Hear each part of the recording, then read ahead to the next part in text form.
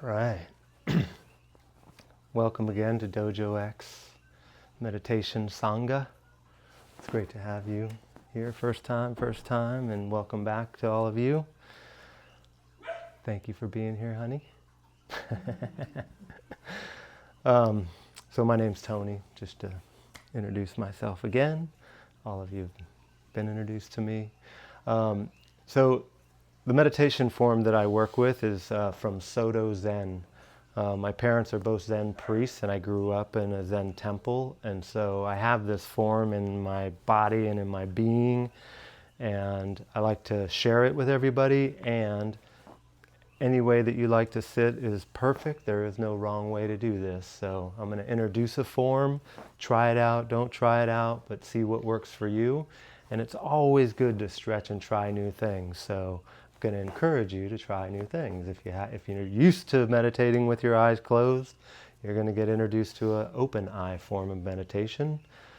There is no talking or anything after when we get started, so it is just about stillness and silence and following your breath. And after I do the introduction, if you have any questions, feel free to ask. Okay? So first of all, what we're sitting on is a zafu and a zabuton. The zafu is the pillow and the zabuton is the mat. And that's where it all starts from. It's a space that you get to meet yourself or be with yourself. And so you saw me bow to the pillow and the zabuton. That's me saying thank you to the space. And then I turn outwards and bow outward to you and everybody else, and sentient beings all over the place, as my dad would say. So the zafu, when you sit on it, the idea is you're not sitting actually all the way on the center of the pillow. You're actually sitting on the front third of the pillow when you sit on a zafu, and your legs are in a cross-legged position, but laying next to each other like this. If you did want to try it out, your leg sits in this form on this angle, and then sits right in front of it. This takes practice. It's not something that happens overnight. I've had lots of people go from 2 pillows, 3 pillows, and then be able to work their way down. Starting out like where you're at is totally common, because the thighs and groin area take a little while to open up. So be gentle on yourself and compassionate with yourself. This form is here for you, and then also, if you do feel some pain, I'm going to invite you to move. If you feel some discomfort, check it out before you move. But if you feel it's better to move, I ask that you move with intention, whether it's going to be straightening your leg out or changing your position, that you're moving with intention when we're sitting, that you're not moving really fast and just kind of checking out from the space that we're in. So this position here, I like to look at it as being a tall mountain, Mount Mauna Kea. So your back is nice and straight. Your shoulders are relaxed. I used to sit with my shoulders, and sometimes I catch myself just all really upright instead of relaxing them, just to relax your shoulders. When your back is straight, your chin is facing forward. You're not tilting it down. You have it forward. And then your eyes are at a 45-degree angle in front of you. The idea with eyes open meditation of Soto Zen is it's the same gaze that you train at when you're looking down as you do when you're in relationship with someone else or going through the world. Present and aware. The training for this is, I'm an athlete, so training at being present and aware. That's what this is all about. As a baseline for me, so the vision gives you a very distinct view of are you being present. I don't think this carpet is here by accident. It definitely will take lots of shapes and forms in your mind, and I've seen dogs, cats, people in this when I get focused on something. The idea is to let your vision be broad and wide. I can see both hands while I'm looking down in front of me. I can actually see all of you, not super clear, but I can see all of you sitting in this circle with me. So to let your vision be the baseline for, you'll know when you're not being present, when you want to focus on something, or when your vision totally even goes away with your eyes open.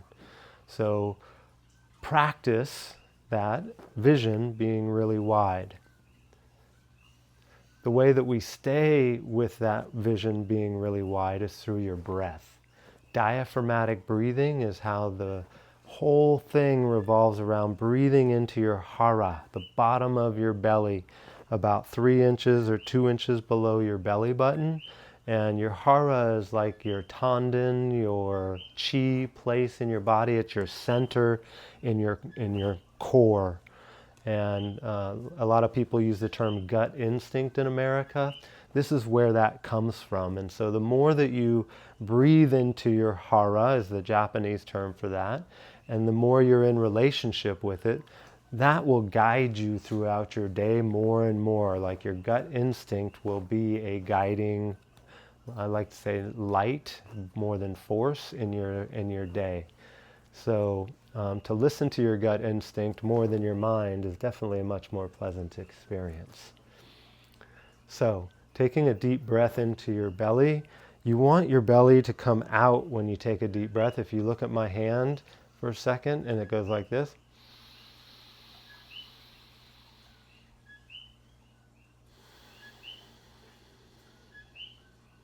So it starts down here and comes up into the chest. It's like having a vase that comes up and you're pouring water in all the way down to the bottom and it comes up. If you take nice slow breaths with your mouth closed, in through your nose, out through your nose, you cannot think of a thought at the same time you are paying attention to your breath. It's impossible. It breaks the connection between my thought and my breath. So presence comes from the breath. And that's where that vision will come back or be brought again. So following your breath in and following your breath out. When you were born, you were breathing from your diaphragm naturally. And then as you started to think and your ego started to get activated, your breath started to get shorter and shorter, because you only need about 1/3 of your lungs to stay alive. So learning to return back to a childlike memory of something you already all know, is all we're doing is reminding ourselves who we truly are. Okay?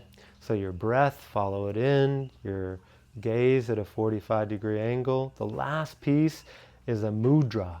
And a mudra is a hand form that we do. It looks like this. If you all want to try that, your left hand's out, your right hand's on top of it, your thumbs are just barely touching, and it goes right at the bottom or the base of your hara. And with that, it's like you're holding that hara like a baby, just a nice soft baby. And then you relax your shoulders, because again, I want to have good form, and you can raise and lower them and just relax, and you can see you can keep it like that. I always used to go like this. Check out my fingers. I always used to be like, how did it end up like that? Well, there's something about staying aware of all your form that you're doing. This is one of them. So this form is a mudra that you breathe into your diaphragm, and it's like you're holding the base of your hara. Okay? So try that. This is good. This is good. You can't get this wrong. Okay? That's the best part about DojoX Meditation Group. We can't get it wrong. We're all here together. We will do a 20-minute sitting, and then I'll do a 10-minute talk, and then we'll do a 10-minute sitting to end. Any questions? Okay, that's a good sign. Good. Everybody clear on that? Can't get it wrong. That's a good part. So trust yourself. Move slow if you're in pain, or I'll say I like uncomfortable a little bit, but not where it's taking you out from being present. So trust your body, and the form will unfold as we sit together, and everybody has their own form, as you can see in here, and I love it. So, to start the meditation, I ring the bell 3 times. And when I ring the bell 3 times, you're going to see me put my hand up, ring the bell 3 times. I put my hand right here. When you see me put the striker and my hands up here, this is a gasho. And this is how we start the meditation, is when I put my hands up here, everybody put your hand in a gasho just to feel what that feels like. And then we all bow together nice and slowly and then come back up. That's to say thank you for being here. A gasho is all about thank you. Then you put your hand back into the mudra that you choose, and we're off into the stillness and silence. When it ends, I'll ring the bell 3 times.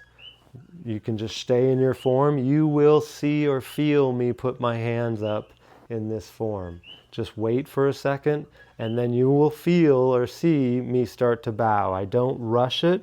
I move very slowly and intentionally on purpose. So just follow that along. You can't mess that up either. And let's go ahead and get started if everybody's ready. Good? Okay. Anybody need anything before we get started? Everybody's good? Okay, good. All right. Yep, let's do that. Welcome.